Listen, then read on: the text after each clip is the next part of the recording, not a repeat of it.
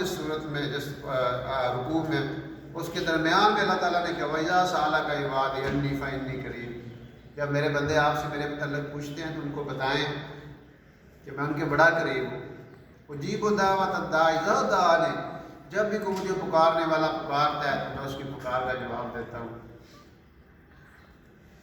ایک عورت اس نے اپنا بچہ اٹھایا ہوا ہے، بیت اللہ کا طواف کر رہی ہے اور کہہ رہی ہے یا اللہ تیرا شکر، یا اللہ تیرا شکر، یا اللہ تیرا، یہ شکر ادا کر رہی ہے جکنا لواں لواں شکر ادا کر رہا ہے، پورا پنڈا شکر کر رہا ہے۔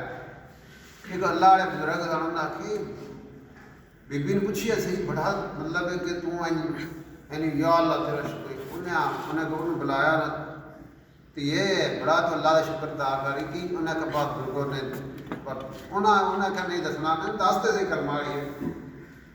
انہیں بڑا اصرار کیا تو انہیں گل ہے کہ میں کشتی میں جا رہی سا، میرا بال میرے نال سی، بچہ میرے نال سی، ایک ہوری مسافر سا، طوفان آیا سمندر چ تے کشتی پھٹے پٹے ہو گئی، ٹوٹ گئی۔ میں جا پٹے تو میں سا، میرا بچہ سی، ایک اور بشیر سی کالا، وہ لہراں جا رہا سی، انہیں وہ نیت خراب ہو گئی، وہ مطلب میرے نیڑے ہوئے غلط کام کرنے واسطے، میں وہ بچے ماڑی جی چونڈی مار چھڑا، وہ بچہ رونا شروع کرتے پچھا ہو جائے۔ جس انہیں سمجھا نا کہ بچہ بڑی وڈی رکاوٹ ہے تو انہیں بچے کو کھو کے میرے کو دریاوے اپنا سمندر سٹ چڑیا۔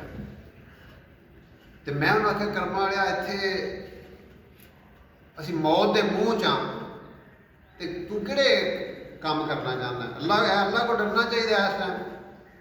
پر انہیں میری گل نہ سنی، میرے نیڑے آیا، میں اللہ کو کہا یا اللہ میری مدد کر، مینوں یہ بچا، اے دشمن تو بچا، ظالم تو بچا۔ لو جی جو ہی میں دعا کی سمندر جو نا ایک بڑا نکلی ہے بڑی ساری، انہیں نے ایک ہی لکما بنایا، میں آہستہ آہستہ پانی نو اگاں پچھاں کردیاں کو واہ گھنٹے 24 گھنٹے گزر گئے، پھٹا کدی اینج آئے کدی اینج آئے، تو مجھے نظر آئی کشتی نظر آئی دونوں مسافراں دی، میں کپڑا لایا، آہستہ آہستہ میرے نیڑے آئے تو انہاں مینوں کھچ کچھ کے کشتی چ بہایا۔ اتنے میں ویکھیا تو میرا ہی بچہ اتنے، تو میں بچے حال ہوئی میرا پتر انہیں آخر تیرا پتر ہے کتوں؟ انہیں آخر میری گل سن لو پھر ہو سکتا تھی سمجھ جاؤ۔ انہیں کہ میں اس طرح جا رہے کشتی میں جا رہی سا کہ سارا انہیں واقعہ سنایا، ایسا طرح وہ شہید سی میرا، میں انہیں بچے میرے کو سٹیا تو